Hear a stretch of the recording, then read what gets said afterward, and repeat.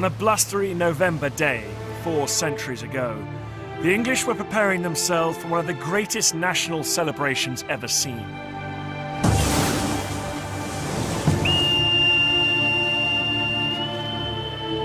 Beneath the dome of St. Paul's they gathered to celebrate their tiny nation's victory over the world's greatest superpower, Spain. On the walls hung the captured ensigns of the Spanish fleet that was even then being dashed on the rocky shores of Scotland and Ireland.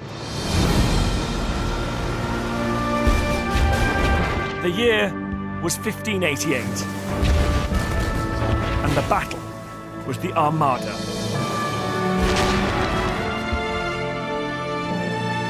Today's celebrations mark the centenary of the Fleet Air Arm, and it still seems like the most natural thing in the world to devote a great cathedral to the Royal Navy.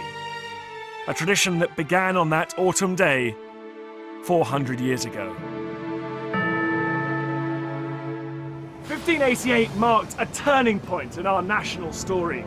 Victory over the Armada transformed us into a seafaring nation, and it sparked a myth that would one day become a reality.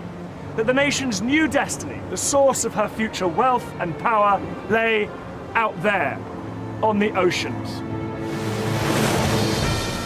This series tells the story of how the Navy expanded from a tiny force to become the most complex industrial enterprise on Earth. Of how the need to organize it laid the foundations of our civil service and our economy. Of how it transformed our culture, our sense of national identity, and our democracy. It's a story of heroism and innovation, but also of disasters, dark chapters in our history. It's the remarkable story of a 400-year struggle, fought at sea and on land, of how the Navy drove Britain into the modern age and changed the world.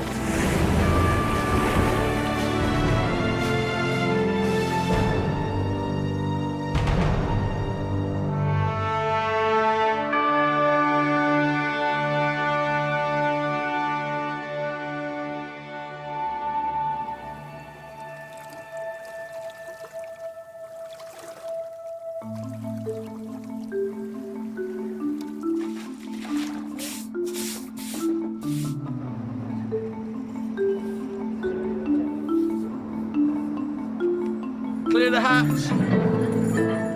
England's extraordinary journey from a third-rate nation to global superpower began on a clear October day 20 years before the Armada. Okay, bring on the beer. Not that anything so grand was on the minds of the sailors who scurried to and fro in the old harbour in Plymouth, making a small fleet of 6 ships ready for sea. The gangplank groaned as last-minute supplies were brought on board. Large barrels of fresh water and beer, and even whinnying goats and chickens as well. When everything was brought on board, they were lashed down to the bulkheads in expectation of a bumpy passage. The 2 men in command were cousins. On that fine autumn day, they were thinking not about making war, but about making money.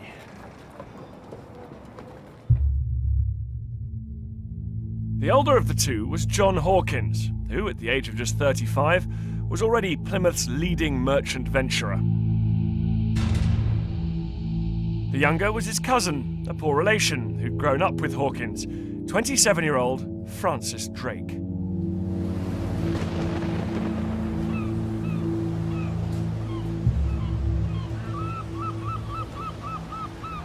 They were leaving behind a poor, insignificant town on the edge of a poor, insignificant country which itself clung to the fringes of Europe.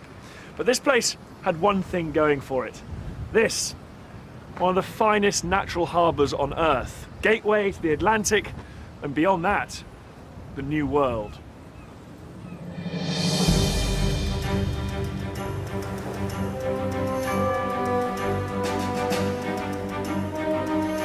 First discovered only 60 years before, the New World of the Americas offered wealth beyond imagining. If they could get there and bring it back, that is. A round trip of 12,000 miles. No mean feat in the 1560s. Stand by. 2, 6. 2, 6. 2, 6. Take a break. Is that halfway? Yeah. You're kidding me. No.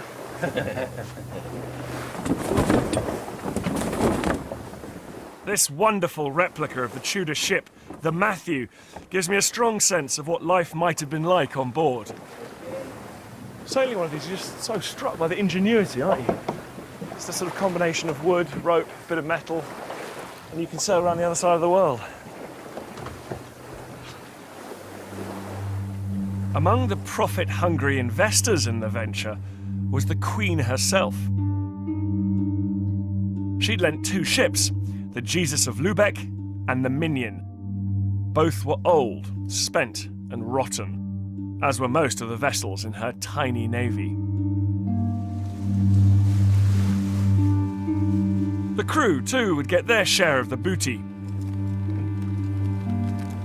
All were young, some were just boys. Among them Hawkins' nephew, Paul, and the 13-year-old Miles Phillips, whose journal relates the terrors of frequent storms and leaking hulls. There were no creature comforts for those on board either. The single-minded Hawkins made his men sleep on deck, because every inch of hold space was reserved for the cargo that would make the cash.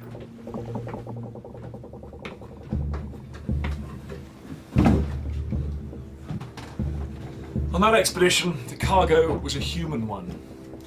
Drake and Hawkins have the terrible distinction of being the first Englishmen to bind African men, women and children in chains and transport them in the holds of ships like this.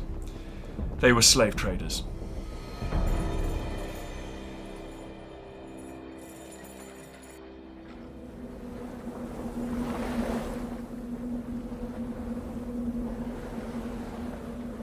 Six weeks out of Plymouth, they picked up 500 slaves in Guinea, then headed west. Few Englishmen had ever made this journey. England had been slow to spot the opportunities of the New World, and the Spanish had got there first. Now Spain jealously guarded a lucrative American empire stretching from South America through the Caribbean to Mexico and further north. Drake and Hawkins just wanted a little slice of the action. Nip in, sell a few slaves, and return home with a hold full of silver. The problem was that the Spanish had banned foreigners from trading within their lucrative empire. Hawkins had managed it once or twice before and got away with it. He hoped to do so again. But this time would be different.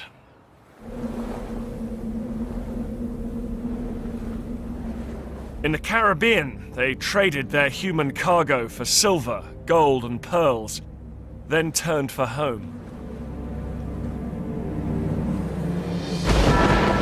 But it was hurricane season.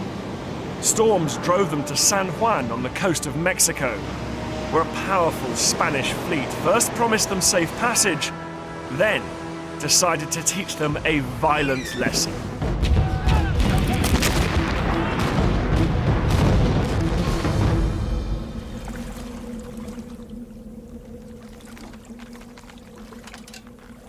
In the fight that followed, Hawkins lost 3 of his ships, including the Jesus of Lubeck, and 200 men killed or captured. He managed to escape on the Minion, and with him was the 13-year-old Miles Phillips, who watched what happened to the prisoners. They took our men ashore, he wrote, and hung them up by their arms until blood burst out from their fingers' ends. In a moment of personal tragedy for Hawkins, he realised that his nephew Paul was among them.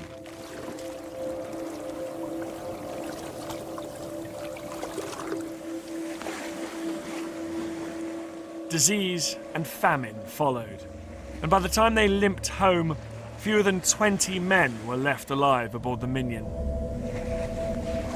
But for the survivors, this disaster acted not as a deterrent, but as a spur to action. That's a good fall there.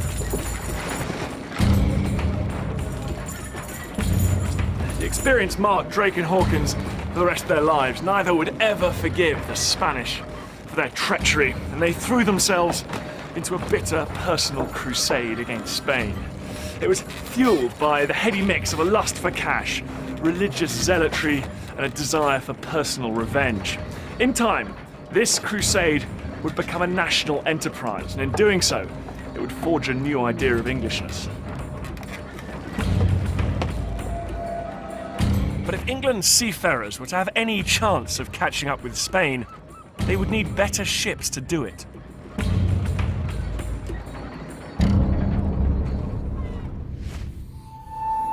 Hawkins' answer was the race-built galleon, his radical breakthrough in warship design, preserved in these original drawings.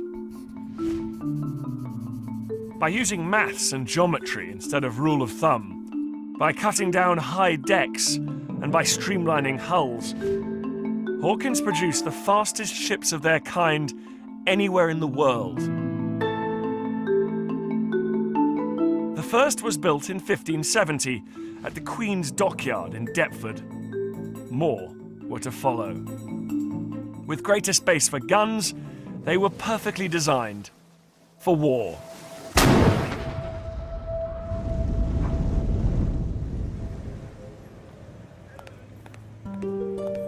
But 20 race-built galleons, the most the Tudor state could afford, would not be enough on their own.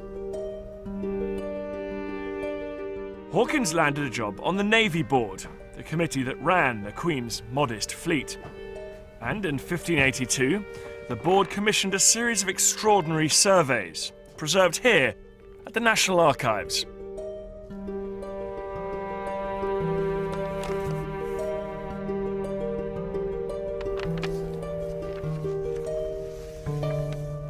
Yeah, see, I've read about this, but I've never seen it before. This is a list of every ship in England compiled under Hawkins' leadership, and it's actually, as you can see, broken up by county here. Norfolk, Suffolk, absolutely meticulously written down. It's beautiful.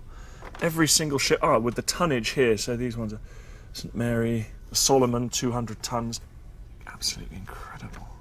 As we go further on here, they didn't just list the ships, they list the masters and then the number of mariners and seamen there are as well for each port.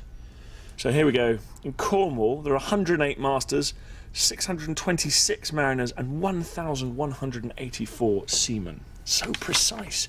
Incredible. This information is being gathered centrally in London at the beck and call of the Tudor state. It's actually very moving seeing the names of people that lived all those centuries ago. And once you have a list like this, when war comes, when there's a national emergency, you can go and knock on the door of men like John Cooper and Peter Dollimore and say, right, mate, you're coming in the Navy, you'll come to protect the country. And it does make you wonder whether men like William Bennett, William Mort from Littleham, where they end up fighting against the Spanish Armada. And this is just fantastic. You get right to the end. The total number of mariners available to the Tudor state, 16,259. Men that could be mobilised to protect little England against the greatest superpower in the world.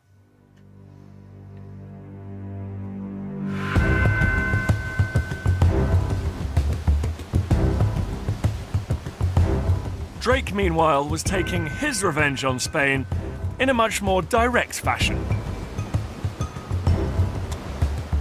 On an April day in 1587, the residents of Cadiz woke to the sound of gunfire.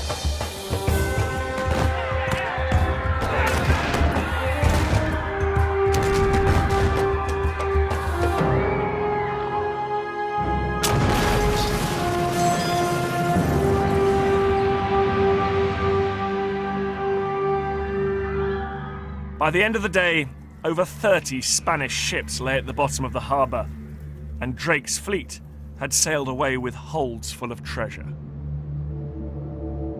It was the culmination of a 10-year pillaging spree that had seen Drake circumnavigate the globe, attack Spanish colonies, and steal their loot. Belligerent, venal, a peerless seafarer, he was Protestant England's new hero. In Catholic Spain, he was anything but.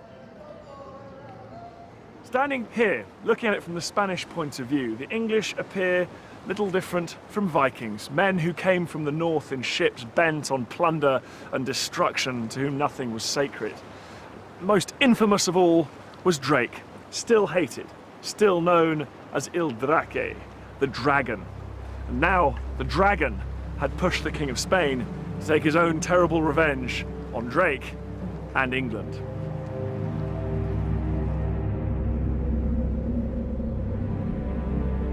That revenge came in July 1588.